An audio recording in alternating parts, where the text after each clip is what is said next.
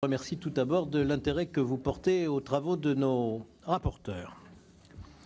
Il n'y aurait pas eu d'affaire Benalla si une sanction appropriée avait été prise dès le 2 mai 2018 par le licenciement de l'intéressé et l'information du procureur de la République au titre de l'article 40 du Code de procédure pénale. Le travail qui s'achève aujourd'hui par la présentation du rapport de Muriel Jourda et de Jean-Pierre Sueur a duré près de 7 mois. Plus de 40 personnes ont été auditionnées sous serment. Une trentaine de demandes d'informations complémentaires ont été faites auprès de l'Élysée et des ministères concernés. Après dépouillement des documents qui nous ont été remis, il y en a près de 500 pages, et des témoignages recueillis sous serment, les rapporteurs ont achevé leur tâche. Leur rapport est rendu public sur autorisation de la Commission des lois, qui en a délibéré ce matin pendant plus de 3 heures. Il sera communiqué dans la journée à Monsieur le Président de la République, à Monsieur le Premier ministre. Il leur appartiendra d'en tirer les conséquences qu'ils jugeront utiles au bon fonctionnement de l'État pour que les faits constatés ne se reproduisent pas. L'objet de notre travail était triple. Tout d'abord, remplir la mission fondamentale du Parlement dans l'exercice de ses pouvoirs de contrôle. Il s'agissait pour nous de faire œuvre de vérité, de rendre l'État plus transparent, plus efficace, plus respectueux du droit et permettre aux Français de se faire leur propre jugement grâce au caractère public de tous nos travaux et grâce aussi au caractère public de ce rapport. Cela doit permettre de renforcer pour l'avenir la prévention des abus de pouvoir. Nos travaux n'auraient-ils eu que ce résultat pour les centaines de milliers de Françaises et de Français qui nous ont suivis, que ce résultat serait déjà très important pour notre démocratie. Les médias eux-mêmes ont pu développer certaines de leurs investigations très utiles en prenant appui sur les déclarations publiques qui ont été recueillies au cours de nos auditions. Cette mission est essentielle.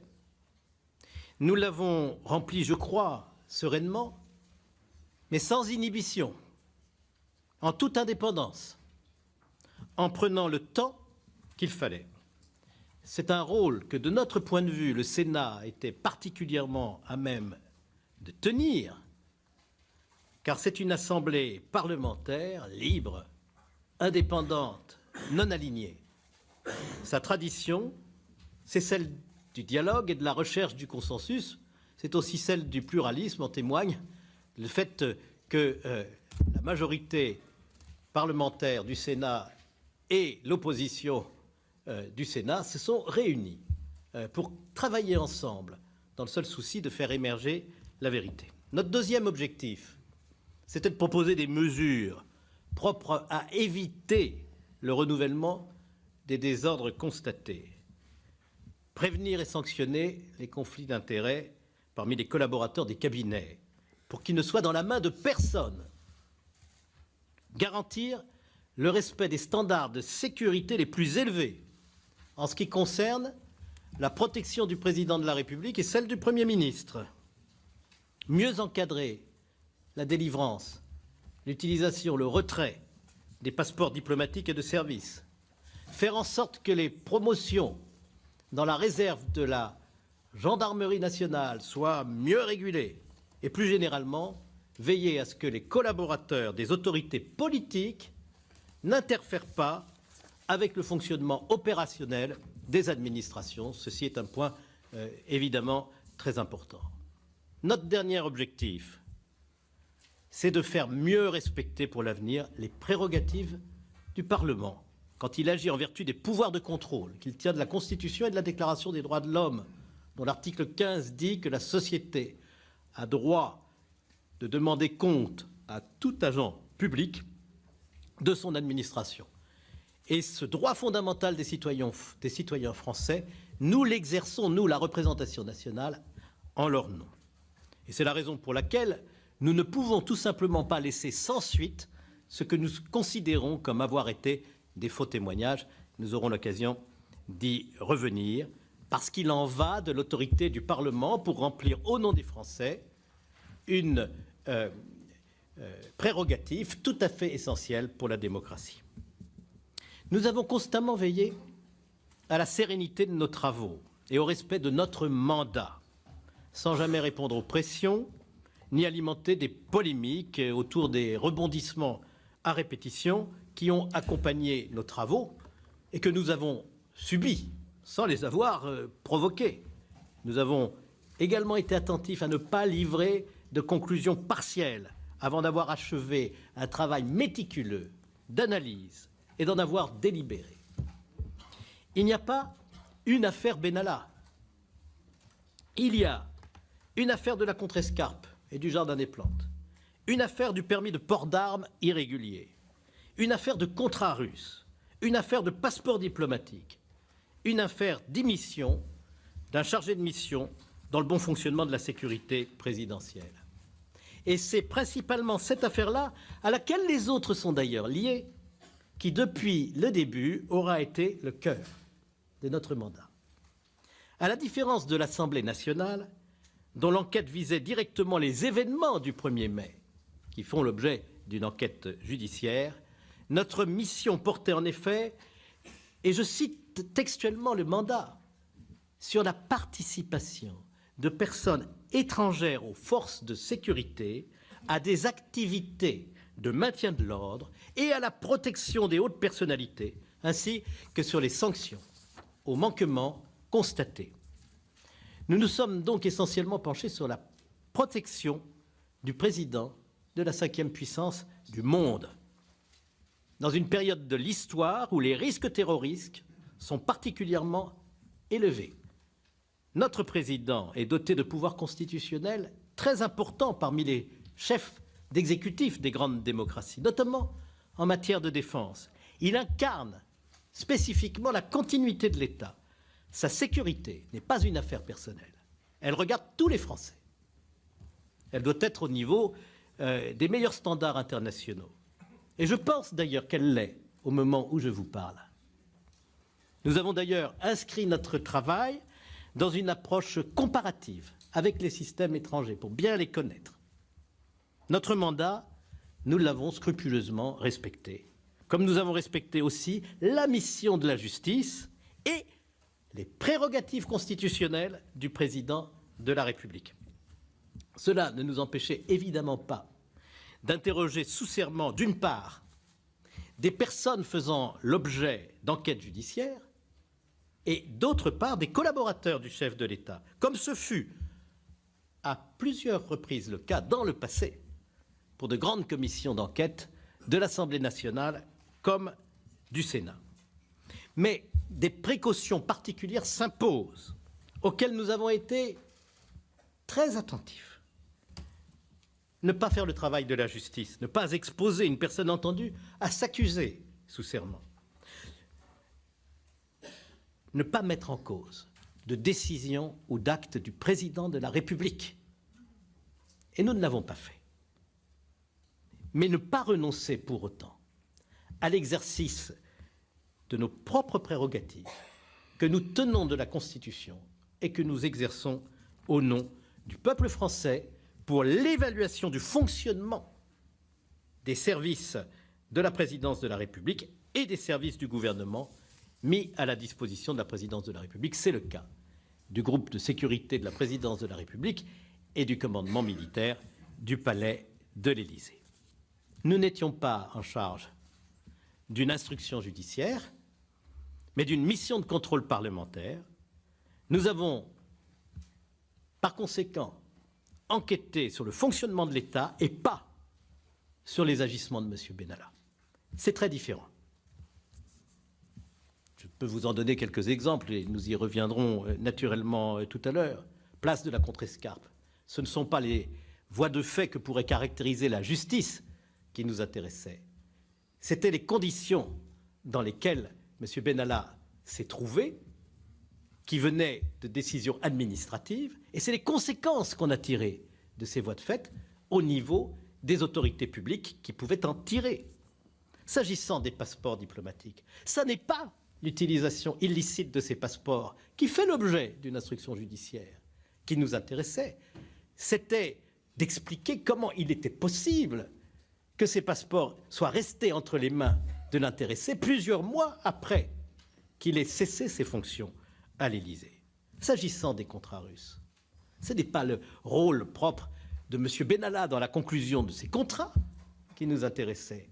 C'est les raisons pour lesquelles les règles déontologiques qui s'appliquaient à la prévention des conflits d'intérêts, et il s'agit d'un conflit d'intérêts majeur s'il est avéré, n'ont pas été mises en œuvre ni avant le licenciement, ni après le licenciement de M. Benalla. Et s'agissant de la sécurité présidentielle, naturellement, ce à quoi nous avons été sensibles, ça n'est pas de caractériser un certain nombre d'attributs de la fonction comme des avantages, des privilèges, ou, pour reprendre l'expression de M. Benalla, des caprices. C'est de savoir si ces attributs étaient caractéristiques de la fonction réellement exercée par M. Benalla en matière de sécurité, puisque c'était l'objet même de notre travail. Et c'est une question évidemment essentielle du point de vue de l'État que la justice n'est pas en mesure de traiter chacun son rôle entre nos différentes institutions.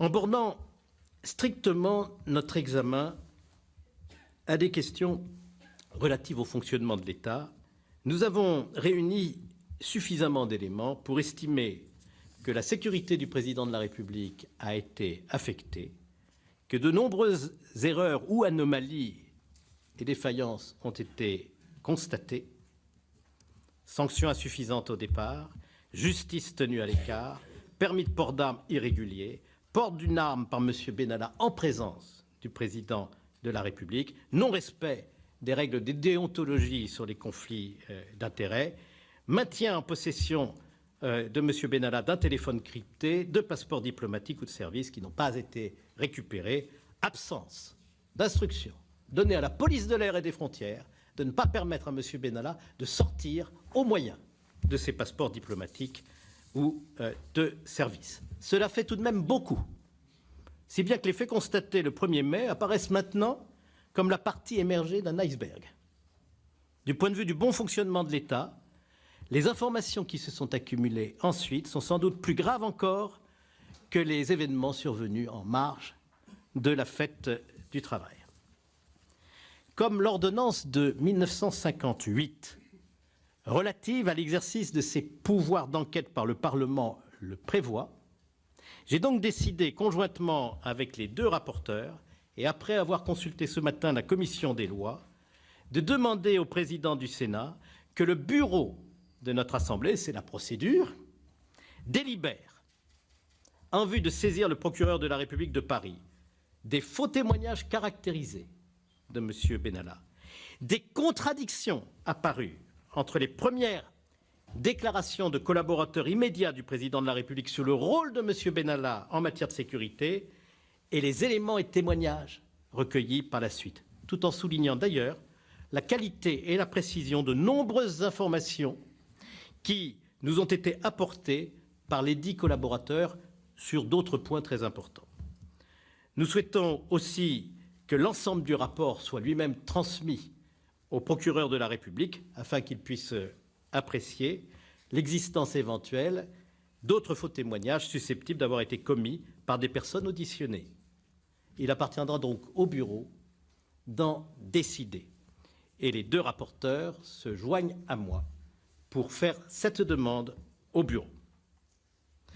Je voudrais vous dire, en conclusion, que l'autorité qui peut s'attacher à notre travail vient essentiellement du respect par les rapporteurs et par tous les membres de la commission des lois au cours des auditions, de notre mandat que j'ai rappelé, mais aussi du respect des prérogatives du président de la République, dont aucun acte, aucune décision n'a jamais été mise en cause par la commission des lois, et du respect de l'autorité judiciaire. Il y a la part de l'autorité judiciaire, il y a la part de l'enquête parlementaire. Elles sont complémentaires et elles vont dans la même direction, c'est très important de le dire.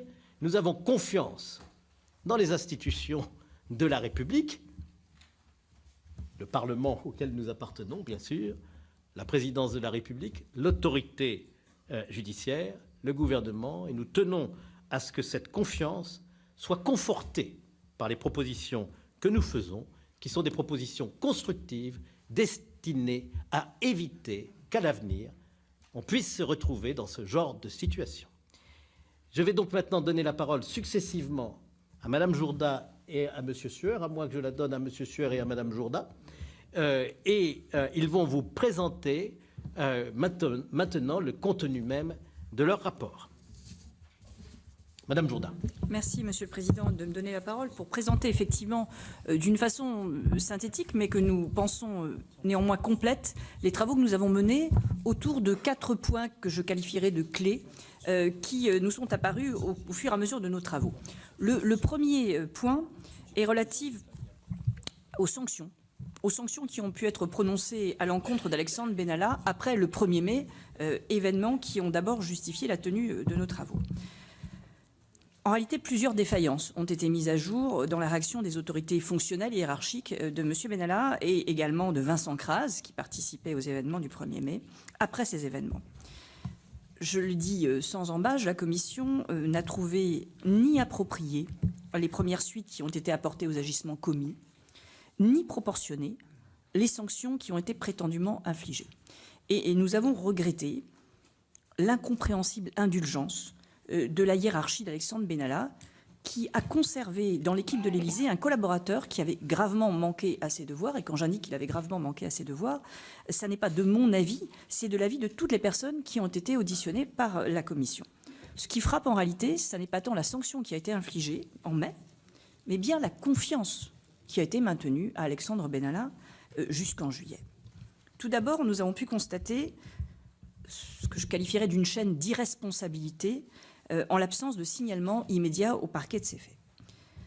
Rappelons-nous, revêtu d'un signe de police, selon l'IGPN, et peut-être armé sur la voie publique pour l'un d'eux, Alexandre Benalla et Vincent Crase ont ouvertement, le 1er mai 2018, fait usage de la force à l'encontre de manifestants. Les suites pénales relèvent aujourd'hui de la justice, mais ces faits présentaient déjà, pour les autorités et fonctionnaires informés, tous les indices qui permettaient d'envisager la commission d'un délit. Et il appartenait donc à ces fonctionnaires informés, en toute hypothèse, de soumettre la qualification de ces faits au parquet en application de l'article 40 du Code de procédure pénale. De façon assez surprenante, c'est la présidence de la République, et non pas le ministère de l'Intérieur, qui a été alertée la première, dans la nuit du 1er mai, de l'existence d'une vidéo des incidents. Et c'est également la présidence de la République qui a transmis l'information au ministre de l'Intérieur et au préfet de police.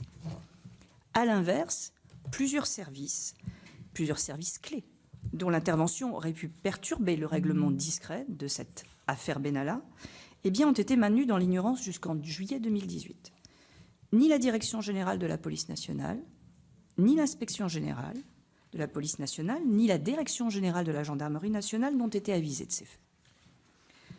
Aucune des autorités qui étaient informées, aucune de ces autorités, c'est-à-dire l'Élysée, la préfecture de police, le ministère de l'Intérieur, qui connaissait ces agissements, ne les a signalés au procureur de Paris, chacune se défaussant a posteriori sur l'autre de la responsabilité du signalement.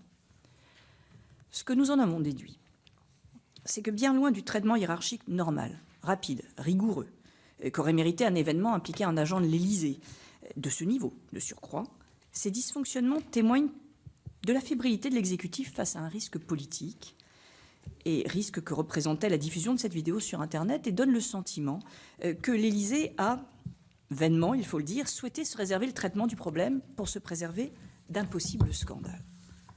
Voilà quelles sont les premières conclusions sur cette chaîne d'irresponsabilité.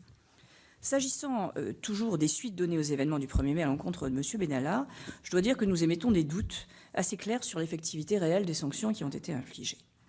Les informations qui ont été recueillies par la Commission sur la portée réelle des sanctions prononcées à l'encontre d'Alexandre Benalla, mais également de Vincent Crase, ont permis de démentir plusieurs explications qui avaient été données par le porte-parole du président de la République lors d'une conférence de presse donnée à l'Élysée le 19 juillet 2018 et qui avait fortement exagéré, me semble-t-il, la réalité de la sanction prononcée en mai. Concernant la mise à pied de 15 jours qui a été annoncée d'Alexandre Benalla par l'Élysée et de Vincent Crase par le Parti En Marche, les auditions de notre commission ont révélé qu'elles ne se sont en fait traduites par aucune conséquence financière immédiate pour les intéressés. Et à ce jour, nous n'avons d'ailleurs pas la certitude que la conséquence financière ait été réelle.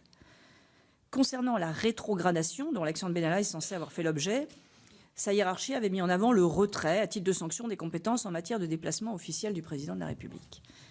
Toutefois, il a été confirmé à notre commission que cette décision était provisoire et compensée par l'attribution de nouvelles tâches. Et surtout, ce principe de rétrogradation a été assorti d'importantes exceptions. Participation à la panthéonisation de Simone Veil le 1er juillet, également aux cérémonies du 14 juillet, fait non négligeable pour les Français au retour de l'équipe de France de football le 16 juillet, et surtout maintien de l'accompagnement des déplacements privés du président de la République. Sanctions, mais surtout confiance maintenue, ainsi que je le disais en préambule. Alexandre Benalla a conservé enfin des moyens qui étaient inchangés, ses passeports, ses véhicules, voire renforcés, puisqu'un logement de fonction lui a été attribué à la mi-juin, alors qu'il avait été sanctionné, et il continuait de participer à la réflexion sur la mise en place de la future direction de la sécurité du président de la République. La Commission estime donc que ces décisions témoignent d'une volonté moins de sanctionner que de ménager dans l'immédiat l'exposition médiatique d'Alexandre Benalla dans un contexte délicat. Voilà le premier point clé sur lequel nous souhaitions vous faire part de nos conclusions. Monsieur le Président Sueur. Merci, Monsieur le Président, Mesdames et Messieurs. Dans la continuité de ce que vient de dire Muriel Jourda, je vais aborder les questions de sécurité. Vous savez, ce qui est frappant dans cette affaire, c'est que dès lors qu'il est apparu que M. Benalla était considéré comme disposant de protection d'une autorité, bien que cela ne fût aucunement formalisé, dès lors que c'était perçu comme tel, tout s'est mis à dysfonctionner. Depuis l'Élysée jusqu'au ministère de l'Intérieur, à la préfecture de police, au Quai d'Orsay et même dans les ambassades, où, sur la question des faux passeports qu'a évoqué le Président, il y a eu des comportements étranges. Comme si, et peut-être même jusqu'à Matignon, voyez-vous, comme si un seul être, par son autorité supposée, faisait que tout se mettait à dysfonctionner par cercles successifs. Alors, je vais vous dire, au point de vue de la sécurité, que, à l'opposé de la description qui a été faite par les collaborateurs de la présidence de la République, et à l'opposé des déclarations faites devant la Commission, qui sont entre guillemets dans le rapport et dans l'annexe à la lettre que vous avez dans vos dossiers. Déclaration faite par M. Stroda, par M. Lavergne et par M. Koller. Il est apparu que M. Alexandre Benalla avait exercé de fait une fonction tout à fait essentielle pour l'organisation et la gestion de la sécurité du président de la République, au risque d'en perturber le fonctionnement normal. On a pu obtenir, non sans mal, et avec retard, cher Président, la fiche de poste, la lettre de mission officielle qui définissait les missions de M. Alexandre Benalla.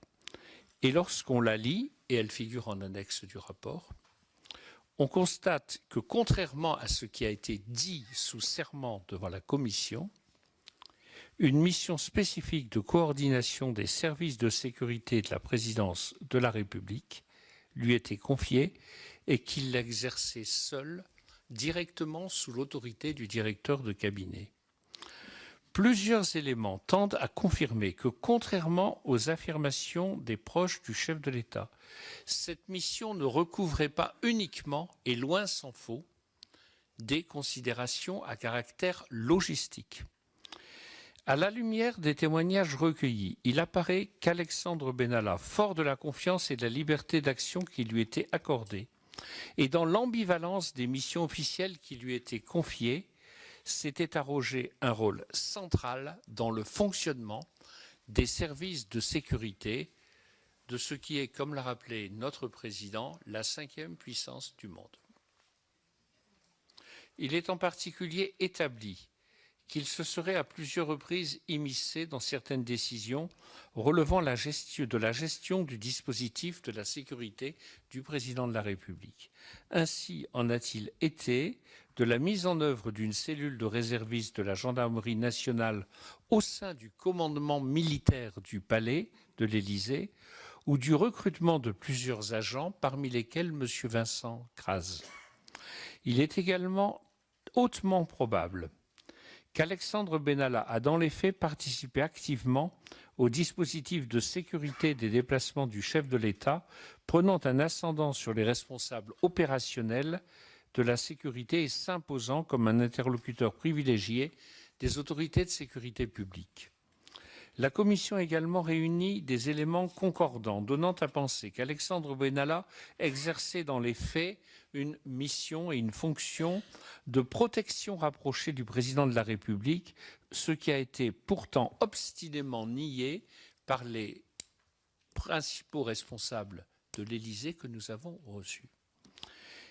En atteste tout d'abord son positionnement permanent à proximité immédiate du chef de l'État lors des déplacements auxquels il participait, qui, de l'avis d'experts, correspondrait à une position d'épaule, je cite entre guillemets, chargée d'évacuer le président de la République dans des situations extrêmes.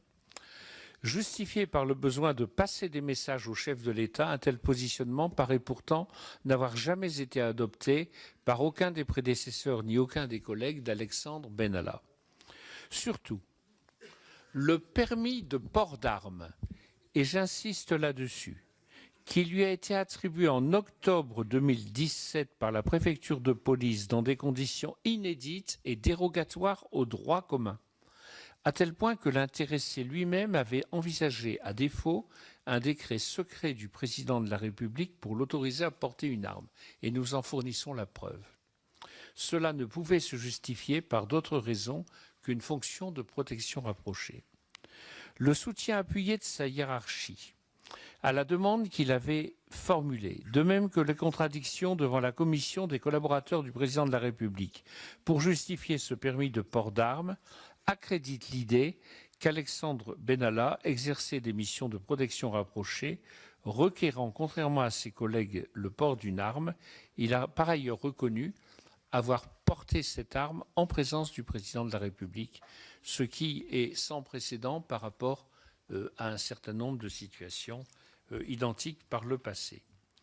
Qu'elle résulte d'une volonté expresse de la hiérarchie ou d'une vision extensive par l'intéressé des missions qui y étaient confiées, il ne fait nul doute que la présence et l'interférence d'un individu relativement peu expérimenté et soucieux d'affirmer son autorité dans un milieu de professionnels aguerris, sélectionnés et formés, ait pu constituer une source de dysfonctionnement et un facteur de fragilisation du dispositif de sécurité du président de la République. La liberté et les pouvoirs excessifs laissés à un chargé de mission dans un domaine aussi sensible que la sécurité du chef de l'État témoignent aux yeux de notre commission de l'imprudence de la présidence de la République dans l'encadrement d'un individu qui avait pourtant fait preuve par le passé de comportements professionnels inappropriés. Vous lirez le rapport. La commission a ainsi découvert qu'Alexandre Benalla avait été licencié de son poste de chauffeur personnel de M. Arnaud Montebourg, alors ministre du Redressement productif, en raison de son manque de, je cite, discrétion, responsabilité et transparence, notamment parce qu'il s'était prévalu du soutien du ministre pour une demande déjà de permis de port d'armes. J'ajoute pour finir qu'il est apparu que M. Benalla a participé à une cellule très restreinte associant le chef du GSPR, le commandant militaire, et que cette cellule était chargée de définir une nouvelle stratégie pour la sécurité de la présidence de la République et du président de la République, et que l'objectif était, pour M. Benalla, comme il l'a déclaré publiquement et entre guillemets, c'était dans le journal du dimanche, d'établir un système qui prendrait des distances à l'égard du ministère de l'Intérieur, perçu par lui comme faisant obstacle à cette perspective qui était sans doute d'autonomiser quelque peu le dispositif de sécurité du président de la République, contrairement à la tradition qui existe depuis le début de la Ve République, où le dispositif de sécurité du président de la République est exclusivement constitué de policiers et de gendarmes.